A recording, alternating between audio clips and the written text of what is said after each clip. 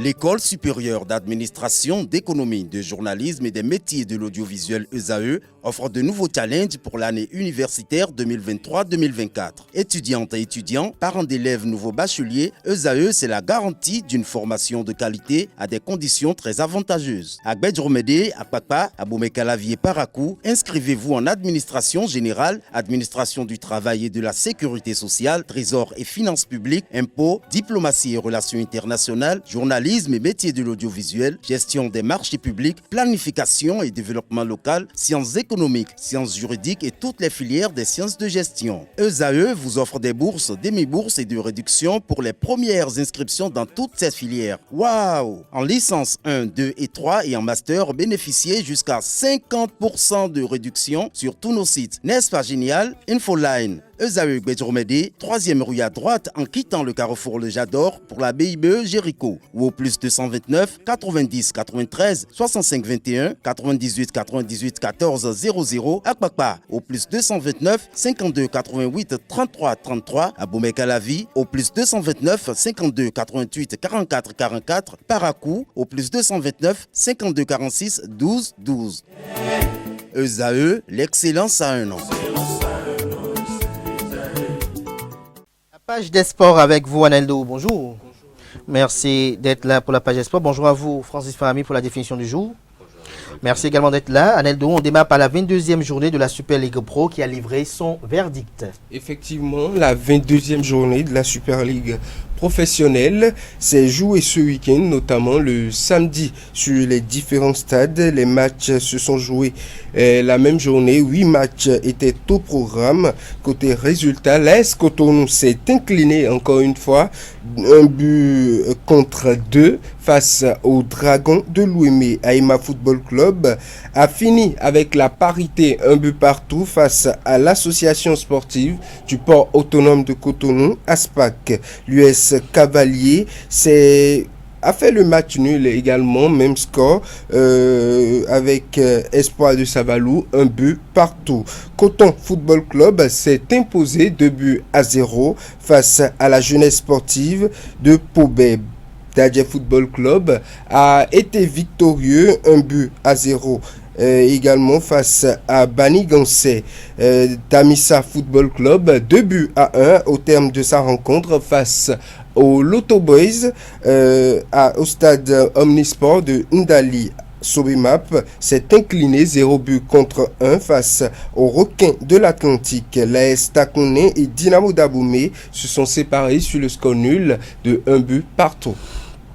Coton conserve la première place, suivi de Dadje. Effectivement, Coton Football Club est plus que jamais engagé dans la course pour être champion du Bénin, encore une nouvelle fois. 3e fois successive, Coton se loge à la première place avec 45 points, suivi de Dadje Football Club avec 44 points. Les deux équipes sont au coude à coude presque, avec 2 journées avant la fin du championnat national, ainsi qu'un derby à la fin de la Super League Pro, notamment à la dernière journée où les deux équipes seront opposées au stade Omnisport de Ouida. À la 3e place, nous avons Lotopopo qui s'est incliné pendant cette 22e journée. Lotopopo est 3e avec 39 points à 5 points de différence avec Dadje Football Club. On aurait dit que les dés sont peut-être déjà jetés pour les deux équipes en tête qui seront peut-être les 2 représentants du Bénin aux compétitions africaines. Bani Gansé loge à la 4e place avec 33 points. Dragon de Louémé également 5e avec 33 points. Dynamo Daboumé est à la 6e position avec 32 points. 30 points pour l'US Cavalier 7e et 29 points pour Damissa Football Club 8e. À la 9e position, nous avons Espoir de Savalou 27 points. L'AS Sobemap et Aspac suivent à la 10e et 11e place avec 27 points également. La JSP 12e avec 24 points. L'AS Takouné 13e avec 23 points. L'AS Cotonou est 14e avec 22 points. Et à la 15e place, nous avons Aema Football Club avec 20 points. Et les Requins de l'Atlantique terminent ce classement avec 18 points à la 16e place. La 6e édition des trophées SICAFOR ont eu lieu hier dimanche. Effectivement, la 6e édition des trophées SICAFOR, trophées distinguant les meilleurs joueurs au plan local ainsi qu'au plan international pour les différentes catégories. À cette 6e édition, nous avons le nom des vainqueurs. On peut noter que pour la catégorie de meilleur guépard à l'étranger pour la saison 2023-2024, c'est l'attaquant béninois, le capitaine des Guépards du Bénin, Steve Mounier, qui a été distingué catégorie meilleur joueur de la Ligue Pro Suite saison 2023-2024. Nous avons Djibril Naïm de la jeunesse athlétique de Kétou, catégorie meilleur entraîneur de la Ligue Pro Suite. C'est celui des Buffles du Borgou, Taïrou Adam Chabi, qui a décroché cette distinction. Dans la catégorie meilleur Amazon à l'étranger saison 2023-2024, nous avons Aude Bédjessi, société de la Renaissance de Lens en France, joueuse évoluant en D2 française. En Super League professionnelle, le meilleur joueur de la saison est bien Moussa Corso Traoré, attaquant de Bani Gansé, qui a été distingué 2 fois puisque celui-là même est encore le meilleur joueur étranger de la saison 2023-2024. Moussa Corso Traoré qui compte plusieurs buts et notamment qui s'est distingué en propulsant son club à la 4e position de la Super League professionnelle au terme de la 22e journée. Meilleur gardien de but, c'est Mariano Chinovi de l'Autopopo. Et nous avons comme meilleur entraîneur Patrick Agbeinou de Dadje Football Club.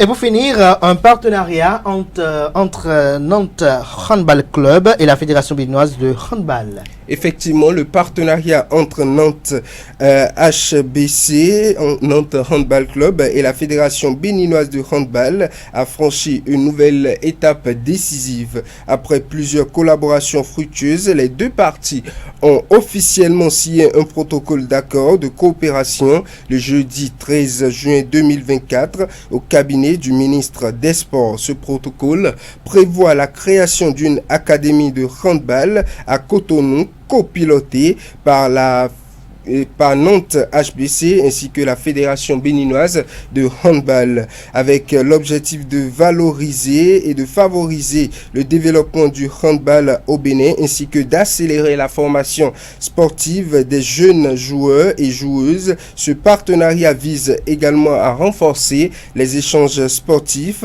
et socioculturels entre les deux entités. La création d'une académie à Cotonou apparaît comme l'outil essentiel pour concrétiser cette ambition. Cette académie accueillera les joueurs béninois et béninoises âgés de 12 à 16 ans. Merci à vous, Aneldo, pour cette présentation de l'actualité sportive. On se retrouve tout à l'heure pour le panel de discussion.